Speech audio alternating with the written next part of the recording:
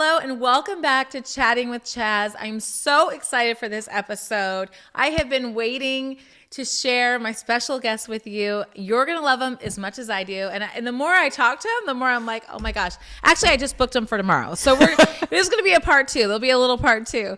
But let me introduce to you my friend Kyle Fitzgerald from Clean Kitchen Nutrition. Yep. He is a wealth of knowledge and information. I'm going to introduce him momentarily, but I will get into the whole story soon of how we kind of met. It's actually a really great story. So let's go. Yeah. Kyle, meet my friends. Yes. Welcome to Chatting with Chaz. Yes, thank you. I'm so happy to be here. Thanks for having me on. I'm so glad you're here. I want to tell you a little bit about him. Clean Kitchen Nutrition is his IG handle. You have a ton of followers, by the way. Unbelievable. Thank you. And I think it's because you're just sharing so much good, valuable, holistic. Is it holistic? Yeah, holistic. Yeah. Holistic content. For sure. Yep. And I feel like you've really built a name for yourself in that industry, in this, what would you call it, this space? Yeah, health and wellness space. Health and wellness. Yeah. You have a really great reputation. Yeah. And even when I shared that you were coming on, so many people were like, oh my gosh, I follow him. He's amazing. I love it. So if you haven't heard of him, check him out on Instagram, Clean Kitchen Nutrition. Also, he's the host of the Clean Kitchen podcast. So he's a podcaster. Mm-hmm. I was kind of diving in last week. So much great information. Thank you. So, I mean, check out his podcast. Yeah. Put him in your little, podcast file. And then also check him out on YouTube. He does a lot of shorts and a lot of more about him and how he's implementing these day in the lives and his lifestyle in his life practically. Whether he's pickleballing or he's going to the grocery store, he's really fun to follow. So check him out. Thank you. I appreciate that. So thank you for being here, Kyle. Yeah, thank you. I'm excited to dive in here. Tell us a little bit about yourself. Yeah, absolutely. So, first of all, shout out to my mom, who's also here. Shout out. Introduce your mom. Yeah. Hey, Mom, do you want to jump over here on camera really quick? No. She's like, no, I'm fine. She doesn't want to. That's cozy in the swivel chair. That's the no look. But in terms of I guess my health and wellness journey, I grew up very healthy for the most part. My mom would cook us dinner every single night. She made me lunch every single day. So grew up relatively healthy. Played a bunch of sports, basketball, soccer, baseball. So an athlete. Yeah. A lot of sports. I absolutely love all sports. But it was, I guess it was around when I was 12, I think. I picked up a tennis racket for the first time. And then I specifically remember being at the tennis courts with the ball machine and hitting tennis rackets, and I was like, I love this. This is it. This is it. So I quit all the other sports, went all in on tennis, and played through high school. No kidding. Yeah. I did not know that. Yeah. It's fun played tennis through high school. Didn't end up playing in college, but so that was kind of my extent of health and wellness, I guess, and activity levels. So always a healthy lifestyle. Yeah. But it was in college. I was in a fraternity, drinking, stressed from school. No sleep. I actually majored in accounting in school. And it was my sophomore, junior year kind of college was when I started to get a lot of lower back pain and this nerve pain that would kind of go down my butt and through my legs, through the back of my leg. And, went to a bunch of different doctors, got a few different medications and different things. And some things would help temporarily, but nothing really ever fixed the problem, basically. The pain kept coming back. And then I eventually started to get a lot of digestive symptoms as well. So I had this back pain and these digestive symptoms. And I literally remember actually calling my mom one day because I got up and I had to go to class, and the class was across the street from where I was living. So it was very, very close. And I'm walking across the street, and I was just in so much pain, my back and my legs. And I remember I called you crying. I don't know if you remember that. I literally called her crying just because I was in so much pain, and I was just what is wrong with me? Wow. After seeing all these different doctors. So finally, we go see even more doctors, and I got a CT scan done on my abdomen, and they were like, okay, we see inflammation in your digestive tract. We need to get a colonoscopy. I said, okay. So I go to the hospital, get a colonoscopy done, and they tell me you have Crohn's disease. So I was like, Wow. yeah. So, and this was my senior year. I think it was like beginning of senior year of college was when that happened. So like 2018. Yeah. And honestly, like when they told me that, I was a little bit relieved because I was like, I'd been searching for answers for the past 6 months, and I was finally like, know. yeah, I was like, what is wrong with me? What is this mysterious pain that I've been feeling for like the past year now? Right. And actually, I knew what Crohn's was because my older brother was also diagnosed like 2 or 3 years before that, so I was familiar with it. Yeah. So I was like, okay. Now what? Now, yeah, exactly. So, Yes. Okay, we know what's wrong with me. Now, what's the next step? And they're basically like, well, basically this medication would be what we recommend. So I'm like, okay, let's do it. So I take this medication, don't really notice an improvement over a few months. Tried a different medication, and then that didn't really improve anything either. Had surgery. I had part of my intestine removed, like the part that was inflamed.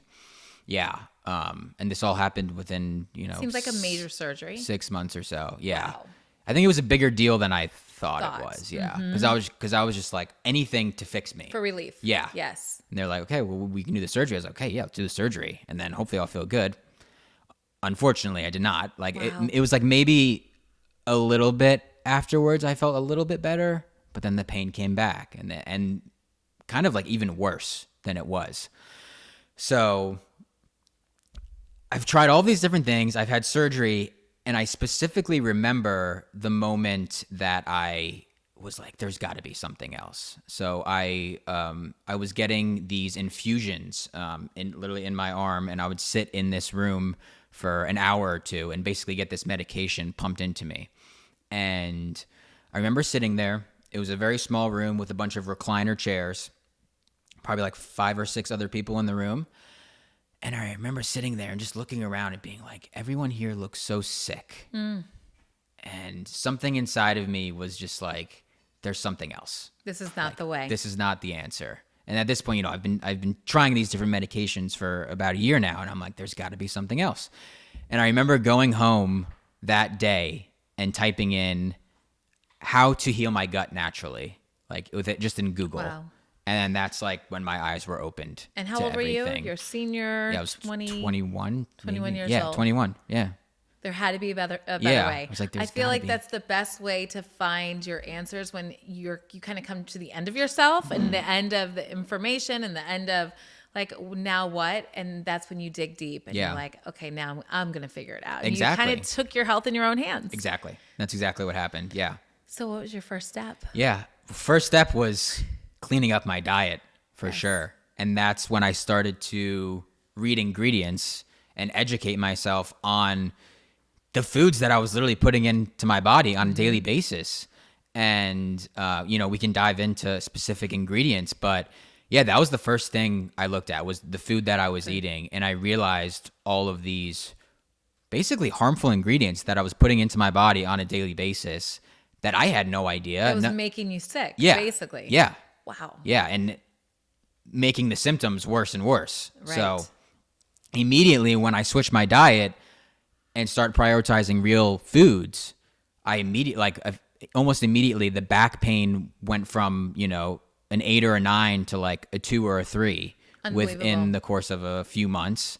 My digestive health got so much better. And yeah, at that point I was just like all in. My eyes were open to this whole new Yes, world. there's and no going back. Exactly. You're just going deeper, Yeah, probably. Exactly. Yeah. Yeah. Well, I never So, knew yeah. that story. So that's incredible. I feel like the best solutions always are from hardship. Like when you've gone through the hard and then you figure out something else, then you're just like, this is it. And you are more disciplined and you know that it's the right way and you stay more focused with it. I do want to say before we go much further, how I heard about you. I didn't know this whole story, but my son, you remind me so much of him, Riley. And he was an athlete, football player, and he had really devastating injuries from a broken leg to literally having back surgery. And he never felt good. Like it was after he stopped playing football, he went to rehab, he went to doctor after doctor. again, the surgeries, and he just never felt good. And I felt like I lost him for a little bit. And then he gained a lot of weight because he wasn't being as active. So he decided he was going to kind of start losing weight, and he started doing his own thing. And I'm like, what is it? And he's like, I'm just kind of looking on Instagram and TikTok, because he's 23, 22 when he started, and he was following different people. And he never really shared who he was following, but I just started seeing these subtle changes in our life. And then one day I come home and he's like, these pans are toxic. And I was like, oh, really? They are? And he's like, I can't believe you drink that water. And then like, put that protein bar down. And if I see you with another Diet Coke, you know, Yeah. You think you're healthy, Mom, but you're not. And I was like, that kind of opened my eyes a bit, because I did think I was healthy and making healthy choices, but my thoughts were just in a different way, and we'll dive into that shortly. Anyway, I started watching him change, making life changes, and he was quiet about it, but he was disciplined and he was a believer in it. And he started feeling better. He's like, I feel like a different person. And he started getting into the gym again, and he lost, I don't even know how much weight. He looks like a different person, but he was like, it's not about the weight loss. Even though that was like his goal, he was feeling so good that he was just about feeling good. So one day I said, listen, I'd love to go to Whole Foods with you. I want to go to the grocery store with you, whether it's Sprouts, Whole Foods. I just want to watch you shop, and I want you to enlighten me, because I was kind of resisting it. I'm like, I'm old. I have to think about calories. I can't eat red meat.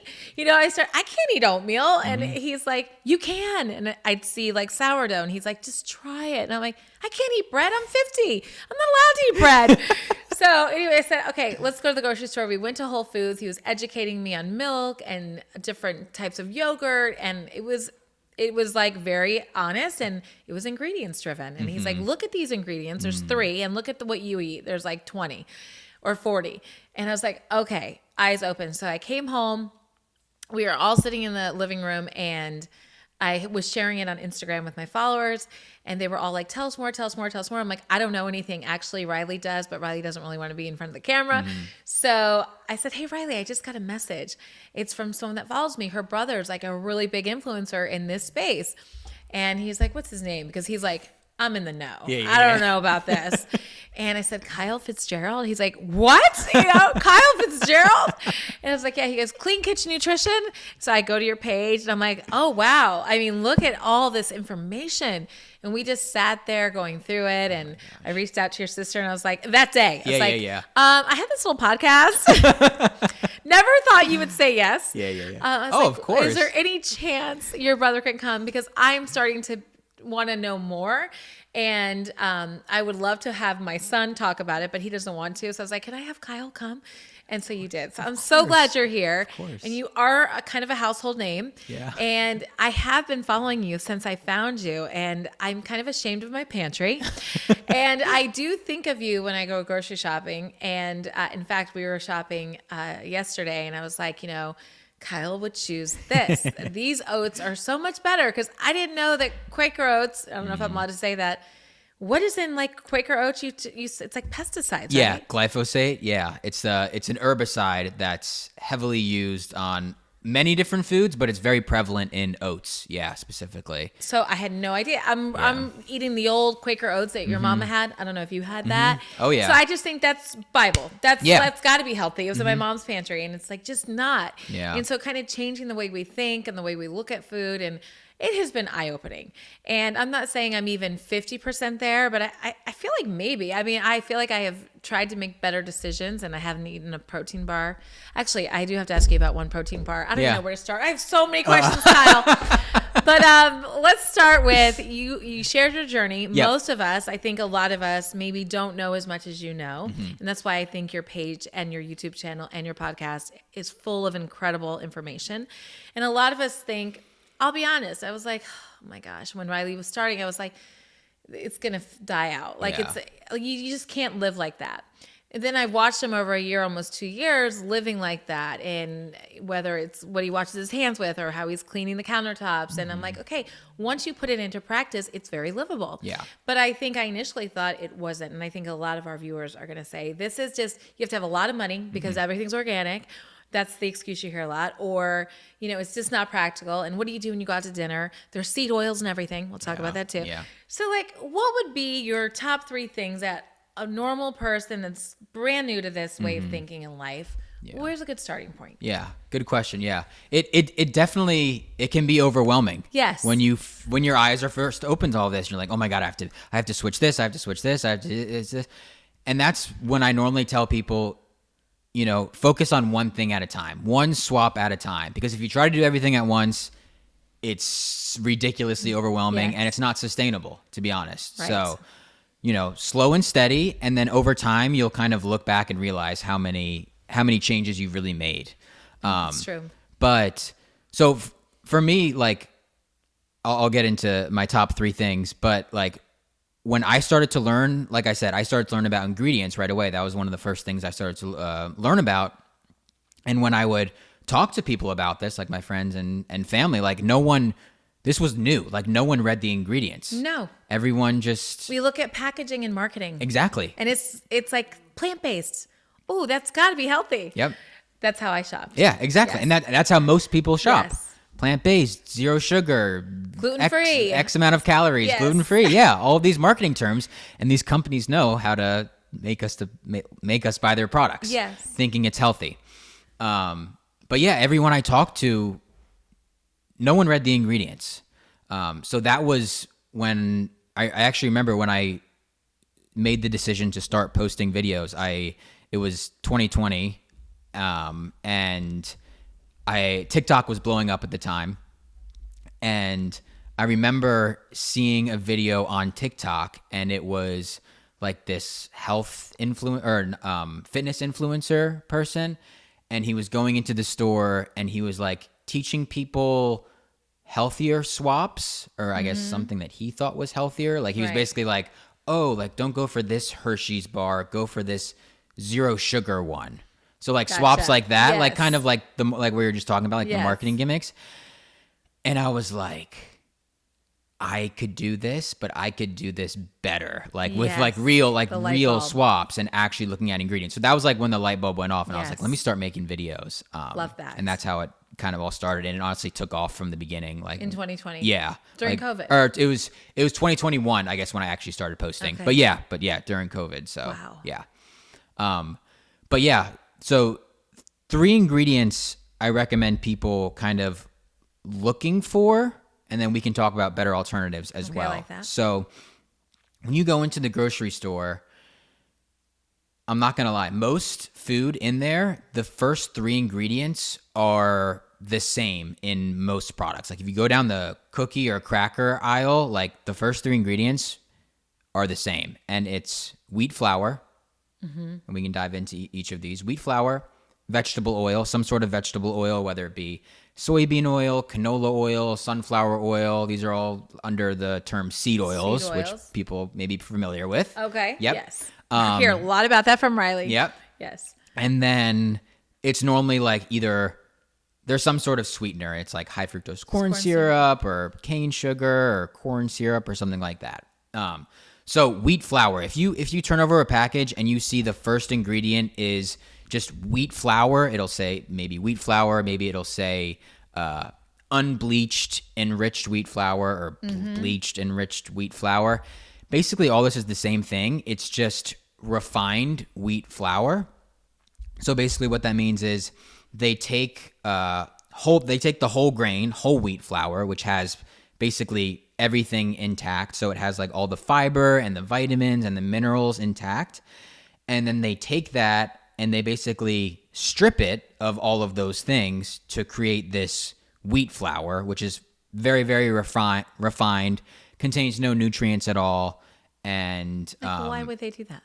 It's super, super cheap for them to put into these products.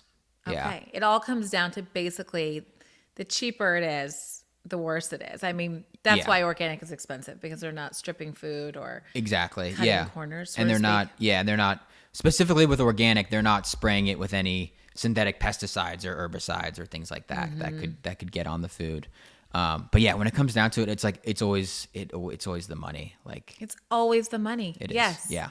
I feel like that's what stops people, and that's what keeps people buying cheap food It's just, and you'll hear it all the time, but I can't afford that. Yeah. But because foods is so expensive already, and they're like, I can't even afford regular food. So now you want me to buy organic. But then I always think, and you probably feel the same, well, then you're going to have doctor's bills, basically. Like, so you're going to pay it somewhere. Yep. Yeah. That's what people say a lot. Either pay now and buy healthy food, or pay later and pay the doctor. That's true. That's what people say. Yes. It's a good. Yeah. I believe that. Yeah. I really do. And before I started my health journey, I was very much overweight and diabetic, and I just they wanted to give me medicine. And that's really when I kicked into gear. I was like, I don't want to go on the medicine right now. Just give me like 2 months just to start it. And then once you see that I can do it and I've done it, then let me keep going. And they were kind of like, well, we can't tell you to do that. So we're going to give you the prescription, but whatever you need to do.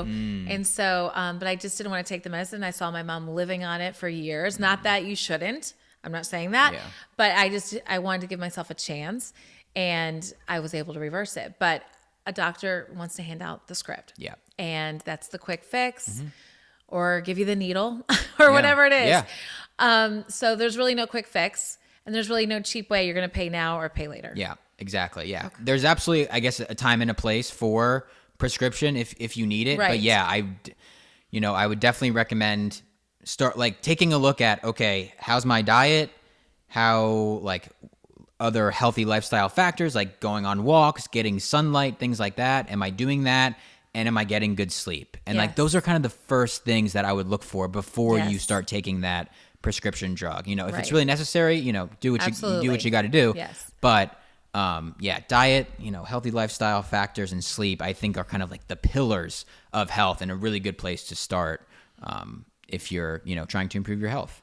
I really do. You mentioned sleep. We had someone in our first season, Will Hamilton, and he was talking about how critical sleep is. And he was like, before anything, he does weight training, he does nutrition. He was saying sleep. Yeah. And I have now adopted that. And I'm even to the point where, if I don't get 8 hours, I'm cranky. I'm like, I only got 7 hours and 36 minutes. It's like, you're going to be fine. But sleep is really important, because I feel like you can't even prepare during the day your food if you're tired or you're sluggish and you're not giving it 100%. You're kind of working on 70% or 50%. I do think sleep is so underrated in the health and wellness space. Yeah. So do you want to expound on how much do you sleep? Yeah. 7 to 9 hours I researched. And then we can pivot back to the 3 ingredients too, if we want to revisit that. The ingredients are important. Yeah. But yeah, oh my gosh, yeah. I mean, a lot of functional doctors and other holistic doctors that I've talked to, they say sleep is the most important thing. That's number one. If you're not sleeping well, then, diet and other things are really important, but they say sleep is the number one thing. Yeah. I try to get at least 9 hours every night. Yeah. 9 hours. Yeah. Okay. Yeah. Wow. Yeah. I don't know if I can get 9. What time do you go to bed? Normally 10.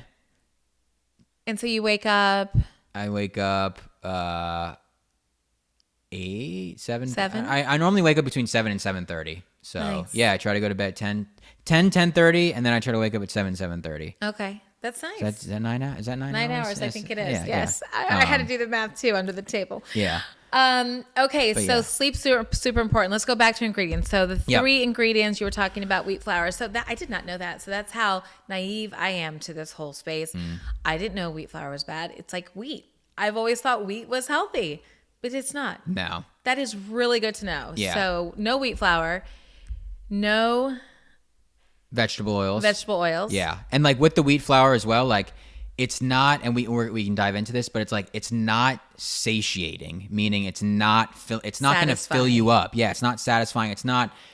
There's no vitamins and minerals there, so it's not really doing your body anything. It's just like faux food. It's filler. Exactly. And it doesn't sustain and it doesn't satiate. Exactly. Riley talks to me a lot about that too. Yep. So wheat flour is normally the first ingredient you see in most products. The second ingredient, exactly, are these vegetable oils. Okay. So canola, soybean, sunflower oil, safflower oil. They are in everything. Grapeseed oil. There's so many of them. And they are in everything. That's why if you are new to healthy eating, I think even just being aware of these vegetable oils and just knowing all the different names for these oils and just being able to look at a package, say, okay, nope, this has sunflower oil, put it back. Put it back. And which in your head can also feel like sunflower oil. It's got to be healthy. They're so pretty. Right. You know, like it's so deceiving. Yeah. And so vegetable, like vegetable oils in and of itself. It's like, oh, this has got to be healthy. Yes. But no. Yeah. And it's mainly the way, it's a couple of different reasons, but one is the way that these oils are processed. And if you just think about it too, like a sunflower seed, like how are they getting oil out of a sunflower seed? And basically it has to go through so much processing. It's so refined and processed. And it's heated to very high temperatures throughout this refining process. It's like a 15-step process that it goes through, that all these vegetable oils go through.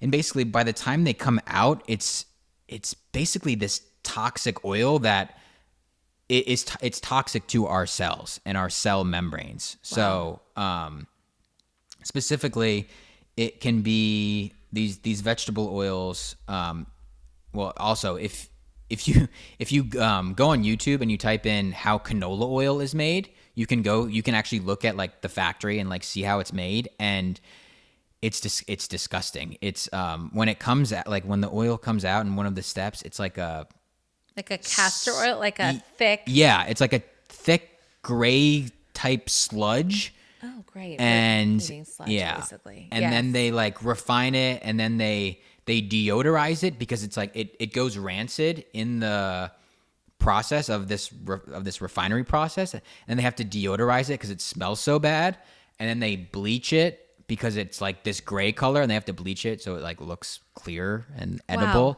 So yeah, we are not meant to be consuming these vegetable oils. You know, a little bit here and there maybe isn't the biggest deal, but most Americans, I don't know the exact percentage, but a very large percentage of an average American's diet is soybean oil because it's in everything.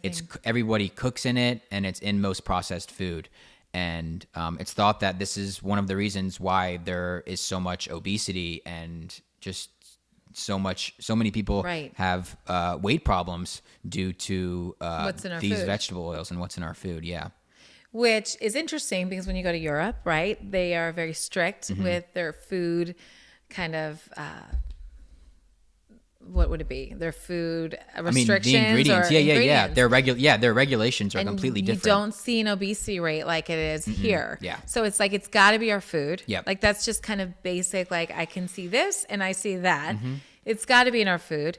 So it's the wheat flour, it's the vegetable oils. What was the third ingredient? High fructose corn syrup. High fructose. So or just cane sugar is normally the third ingredient. And again, like you look at most processed food, it has these three ingredients as the first three ingredients, and there's no nutritional value at all in these three ingredients. And it's the top three in the food. Yes. So we're just eating. That's why everyone's hungry. Like they're snackers because it doesn't satisfy. Doesn't satisfy. Huge. And it's just these ingredients just gonna raise your blood sugar, specifically the wheat flour and the sugar. Raise your blood sugar right away, and basically leave you feeling hungry shortly afterwards, and then you just go reaching for more and more. And not to mention, they also add a bunch of flavorings and all these other. There's literally scientists, like flavor scientists in labs that will specifically formulate products, like basically to get you addicted to it. Oh, yes. So you just go back and keep eating like more and more and more. you feel like you are addicted to certain things, and then you're like, how? And that's what it is. Yeah. Because it keeps you consuming, which keeps you buying. Yep. It's all about the money. Yep, exactly. So interesting. Are there any oils that you do believe in? Like, so those are the top three ingredients to stay away from.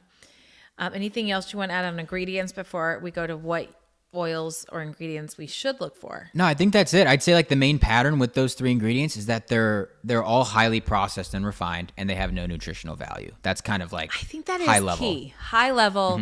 No nutritional value. Yeah, exactly. And it's true. Even we have a lot of followers my age, and they're like, what should we be doing? Some of the questions we'll get into later they have for you. But it's like, what should we be eating right now? Well, stay away from that. It's more about like what you shouldn't do versus what you do, and look for whole foods to fuel your body. If you're not getting nutrition, you're not getting these properties in your body, you're not helping your body. You're just filling it with garbage. Yeah.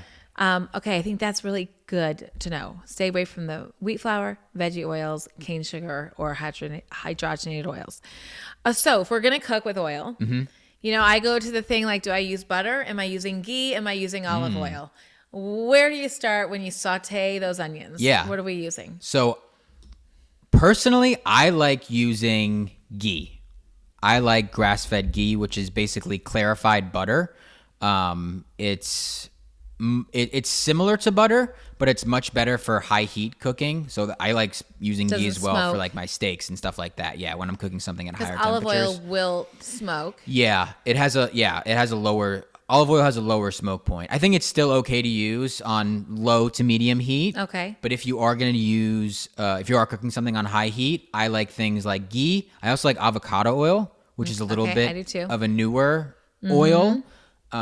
And yeah, ghee, avocado oil, and then a lot of people also like beef tallow, grass-fed beef tallow. I've heard you. I don't even know what that is, but I did hear you talk about it. Yeah, Tell us about that. It's basically just beef fat. Okay. That's what that is, and it's really, really good for high temperature cooking. I personally don't use it. I don't love the taste of it. Okay. I like ghee better because it kind of gives it more like a buttery taste. Yeah, exactly. But yeah, some people love cooking with beef tallow, but I'd say avocado oil and ghee would probably be my go-to for the high heat cooking. Like eggs, you go to make a couple eggs. You're going to put a little ghee? Eggs, I'll use butter. Butter. Because I like to cook my eggs on lower heat. Yes. So I'll use butter. Yeah, grass-fed butter if you could get that, or organic butter. Yeah, that would be a good option. I know you're a big beef guy. Like I'm trying. I tried one of your recipes last night. It was delicious. Yeah. So, are you putting your ghee for beef versus butter? Yes, I use ghee for beef. Yeah. Is it like how much ghee do you use? Yeah, maybe. I'm always so concerned about that. Probably a little bit less than a tablespoon. Probably. Okay. Yeah, maybe like 1/2 to 3/4 of a tablespoon. Yeah. Okay. Yeah. So I made one of your recipes. And so this is where we're going to get a little real, because we've all been hearing women, especially women at 50, it's macro, macro, macro. It's calories. It's, you got to get your protein. You got to get your fat, but you got to get your, carbs. And it's like, it's back to the macros. And then it's like, let's all get a calculator and do our daily, what we're eating all day. My trainer's big on that. He's like, show me what you're eating. I'm like, I have no time for that. I'm on Instagram, people. Yeah. I don't have time to track my food. No, but it's like, how much protein? Did I get enough protein? And one of the things my son will always say to me is, just eat till you're full. Like, forget about the calories, forget about the macros, just eat good whole food. So he's really into the ground beef. But as a woman, it looks like man's food. Like, this is a man's meal. Yeah. Last night I'm eating it and I'm like eating like a 50-year-old male is how I felt. And I was like, I have a plate of beef and then I threw some eggs on top. I don't know if that was overkill. No, that's great. Okay. I threw some, I'm like, give me the protein. Oh, so I do beef and eggs all the time. Eggs. Yeah. It was sauerkraut. I threw in an apple. Game changer. The apple and the beef. Who would have thought? That was a Kyle fave. Yep. But he has some really great recipes. But I also felt like, should I be eating this? This feels like a lot of food. So my mind and my stomach are not connected. And I think a lot of us will say, well, I even had someone DM me. I took a picture. They're like, oh, you should not be eating that. That is, what did you say? That's going to inflame you. And I was like, I don't know what to do. Raise your cholesterol or whatever. Or something. Inflammation, and so then there's the inflammation. So tell me why that's okay for me to eat that. Yeah. So tell me, Kyle. Yeah. So just like we were talking about with those 3 ingredients that have no nutrients, they're super processed, whole foods, specifically beef, and even better if you can get 100% grass-fed beef. That's what I did. Yeah, perfect. Which you can find at most grocery stores nowadays, which is great for a very good price. Does it have to be so grass-fed and organic? Real quick, can we circle to that? Yeah. Sometimes I'll just see grass-fed, but there's no organic stamp. Yeah. Normally, if it's 100% grass-fed, it normally is already organic. Sometimes the company just won't have the certification on there. Not always, but if you see grass-fed or 100% grass-fed, like that's good to go. Thumbs up on that. Good to go. Yeah. But when you look at those 2 foods specifically, 100% grass-fed beef and eggs, and specifically I like pasture-raised eggs, which again we can get into. Wow. I do want to talk about eggs. It's like the majority of my diet. Oh gosh, I don't know if I could buy organic eggs. There's so many questions here. Oh my gosh, there's like 10 different egg labels. Okay. We're going to talk about that next. But yeah, unlike those first three ingredients we talked about, wheat flour, vegetable oils, and high fructose corn syrup, beef and eggs are two of the most nutrient dense foods that you can eat. Like when you look at it purely from the vitamins and minerals that are in those two foods, okay, it has so much. That's great to know. And when you do that, well, I guess that's one part of it. So super nutrient dense. It also is very high in protein and fat. So this is what's going to satiate us. This is what's going to fill us up and basically make us not hungry. Counting calories, I think that's a good starting point for a lot of people. Mm-hmm. But I think even taking it a step further is, just focusing on the quality of the food, because those foods are so nutrient dense. They're high in protein and fat, which is actually going to fill us up. And they, the vitamins and minerals in there, they're bioavailable, meaning that our bodies know how to absorb those nutrients the best. Animal foods specifically, beef, chicken, eggs, fish, these are the most bioavailable foods that we can consume. I guess like still keeping it high level, like fruits and vegetables, also great to include in your diet. But the vitamins and minerals in those foods aren't as well absorbed by the body. Basically, when we eat, we'll say a carrot, for an example. Carrots are high in beta carotene, which is basically like vitamin A. But when we eat a carrot, the beta carotene in the carrot, that has to get converted in our body in order for us to get the vitamin A from there. I know it's kind of complicated, but basically there's this conversion that needs to happen in our body. Once you're consuming it. Yeah. But beef, for example, it has vitamin A in it, and then as soon as we eat it, we absorb it. We absorb all of it basically. There's no conversion that has to happen when we're eating animal food. So basically animal foods, which a lot of people are scared of because we've been told beef is bad. You can only have it 2 times a week. Exactly. It's high in saturated fat. It's going to raise your cholesterol, all of this, which you have to unlearn what you've been told for 20 years. Mm-hmm. Exactly. But yeah, animal foods specifically are some of the most nutrient dense foods that you can eat. So it's interesting because I am a big salad eater. Mm-hmm. So I just felt salad is safe. It's like low calorie, throw a protein on top, normally chicken. Yeah. And then my son was like, I was like, just have a salad. He's like, I don't eat salad. There's nothing in there. And I was like, it's all vegetables. He's like, I don't eat vegetables. I eat beef. And I was just like, there's got to be a balance that here. Sounds what like am I me. missing? and he's like, there's no nutrients in there. I mean, it's iceberg lettuce. Or I'm like, no, there's spinach in here. So it's just, so that makes sense. What he's saying is that you're not absorbing the nutrients. You're just kind of eating food that really isn't nutrient rich. Yeah. And if we think about eating food and think of it as eating nutrient rich, I think that's the game changer, just that alone. Yeah. Because there are things I eat just because I think it's safe, but I feel like I'm hungry in an hour after that salad. Exactly. I'm like, why am I so hungry? I just had a giant salad. Exactly. And it's not satiating. Well, first of all, there's no protein and fat. I mean, unless you're adding like a lot of chicken or eggs, there's not a lot of protein and fat there, so it's really not going to fill you up. In terms of the vitamins and minerals, yes, it has to go through this conversion process in our body, so it's like how much of those vitamins and minerals are we actually consuming or absorbing? And then the other point to this is also our soils are so depleted in nutrients. Like they're so, like if you look at an apple now compared to 50 years ago, like an apple then was so much more nutrient dense because of the soil that it was grown on was so much more nutrient dense. Mm-hmm. But nowadays we have all of these synthetic pesticides and herbicides and different things that are being sprayed everywhere, which is literally killing the soil and killing the nutrients that are in the soil. So unfortunately, like our produce is nowhere near as nutrient dense as it used to be. That's interesting too. Yeah. That's breaking news. I feel like I have not heard that. So that is... I believe that. Yeah. It makes total sense. Yeah.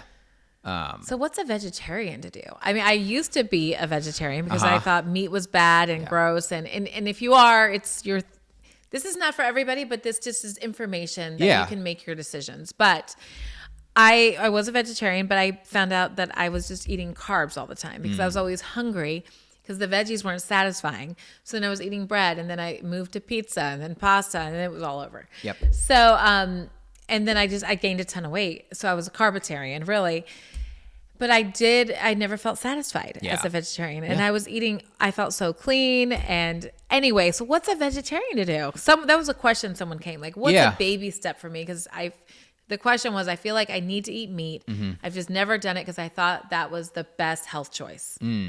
How does someone change? Well, I would say if you are open to trying meat or even fish, like maybe starting with fish. That's maybe a good start. A little Or leaner chicken. or something. Yeah. I don't know if it is. Yeah. Fish is lower. Yeah, lower in fat, so not definitely leaner. If you are open to it, I would say definitely go for it. And if you're worried about there's so many different things. There's there's the ethical side of it, which I get. People don't want to be consuming animals. But then there's also the fact that it's like bad for the environment, which is not really true in my opinion, especially if you're going for something called regeneratively raised beef. There's this new farming term that's starting to be used a lot called regenerative agriculture. And basically it means putting more health back into the soil. So a lot of different farms will start to have animals on their farmland, and when the cows or whatever animal it is grazing out on a pasture all day, every day, and literally pooping and peeing everywhere on the pasture. It's fertilizing. They're literally putting nutrients into the soil, which is actually good for the environment. Yes. So that's a piece of it. But for a vegetarian specifically, I guess I would say, I guess vegetarians still eat eggs, right? Vegetarian is... I think some. Yeah. And some don't. Some, yeah. Yeah. I guess so. So there's vegan and vegetarian. I guess vegan is like completely plant-based, which honestly, I tried the vegan diet when early on when I was started to get into the health and wellness, and it made my digestion worse. Interesting. I think part of it, I was just not giving my body the nutrients that it needed from beef and eggs. But then also, like, especially if you have digestive problems, vegetables and sometimes rice and beans and legumes and all these things, which people tell you to eat on a vegan diet, can be very difficult to digest. Right. So that's part of it. I see that there is a lot of conversation in your space and on your page and on your channels about digestion and food that just digests. What is the trick with that? Is that just for gut health? Because I know there's a whole conversation about gut health. I feel like you stay in the lane of digestion a lot. Is it because of your health? Why is that so important for us to consider? I'd say, for me, it's just something that I've obviously struggled with. Right. So that's like of very importance to me. But yeah, even like, there's a bunch of supplements and different things that you can take to improve your gut health. But really when it comes down to it, I think, prioritizing real foods. And when I say real foods, I really mean like meat, eggs, fruits, and vegetables. Like, I really think that should make up a majority of people's diets. Okay. And with that, your digestion should hopefully be pretty good if you're consuming those whole foods. It's all about the whole foods. That's what Riley tells me too. He's like, the digestion is key. We will be in the grocery store and he's like, this takes a long time for digestion. And I'm like, why is that so critical?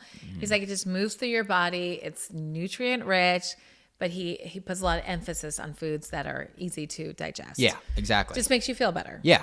Yep. And it's the whole foods that like our bodies actually recognize. And they're like, yes. Oh, okay, I know what this is. I'm going to pull the vitamins and minerals from it, and then we're going to digest it good, and then it's going to fuel my body, and then we're going to release. Yeah, exactly. Okay. Yeah. Very simple, actually. Yeah, it is. Yeah. I think we complicate it, and I think there's so many voices and there's so many ways, and I think people are overwhelmed with the amount of information that's out there, and what's the right information for me, for you, for her, for him, for your age, for your gender, there's for your glucose, for your all of it. And it's just very simple when you break it down. It's real food. Yeah.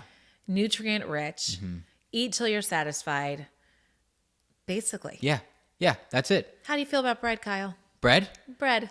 I don't eat a lot of bread. Because we're told to not eat a lot of bread, but I also watch my son eat a whole loaf of sourdough, and I'm like, that can't be good. I don't understand. Talk to me about bread. Is it sourdough? Is it whole grain? Yeah, I would definitely go sourdough. Sourdough's at the top of my list for sure. Yeah. I bought you sourdough. I knew that. Go. But yeah, sourdough. Why sourdough? Because there's a rage right now of sourdough. Yeah. Everybody's baking it in their kitchen. I know. Every video. Every video. Sourdough? No, I haven't. Everyone's like done baking that yet. sourdough. Every video I see is a new person making sourdough bread. Yes. So sourdough is fermented, and similar like sauerkraut. Like that's fermented. Gut health. Back to the gut health. Exactly. So things like sauerkraut, pickles, kimchi, these are all fermented foods. I love pickles, by the way. Pickles are great. What's your favorite brand? I like Bubby's. I like Bubby's too. In the glass jar. I can't find the Bubby's sauerkraut, by the way. What really? section of the... Can we just... It's normally with the pickles. Find it. It's not... So at my Publix, it's not with the pickles. That's what I thought it was. Oh, interesting. Okay, so I was not missing it. Okay, off topic. I always get it at Whole Foods, and it's always Foods. together with the pickles. Yeah, we might have to make a trip to Publix. We might do a shopping trip together. That could be fun. That'd be good. That could be fun.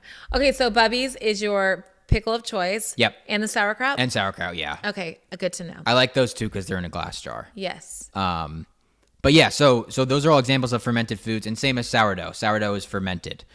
So a few different things happen when something is fermented. One, it's going to be easier to digest, and two, getting back to digestion. Yes. And always, all roads lead to digestion. Yes. Proper digestion. And at any age, actually, for everybody. For sure. Okay. And also, a lot of these foods will contain beneficial bacteria. If you ever heard of a probiotic, like a lot of people take probiotic supplements for their gut. We just bought some. There you go. All of these fermented foods are going to contain the good bacteria, good high quality probiotics for our gut to basically improve our digestion even more. Okay. And yeah, I'd say that's the main benefit with fermented foods. So you like and sourdough? Yeah, we're okay with it. You just don't eat a ton of bread. Yeah, I just went. Bread was like one of the first things I cut out. Yes. When I totally changed my diet. So I just went without it for so long, and I kind of got used to it without it. Yes. So I don't do a lot, but I will do sourdough every once in a while. Okay. Yeah. So many questions. So when you sit to eat on your cutting board, by the way, I was like, Riley, so why did I miss a video? Why does he eat on the cutting board? With his hands. That's one of my most popular questions. Why do you eat on a cutting board? And Riley goes, very simple, such a guy. Riley, who's 23, he's like, well, he doesn't have to wash any dishes. That's literally why. That's literally why. I said, that makes sense. It totally makes sense. I saw you eating outside, getting your circadian rhythm. Yeah, because I hear a lot about that too. Yeah.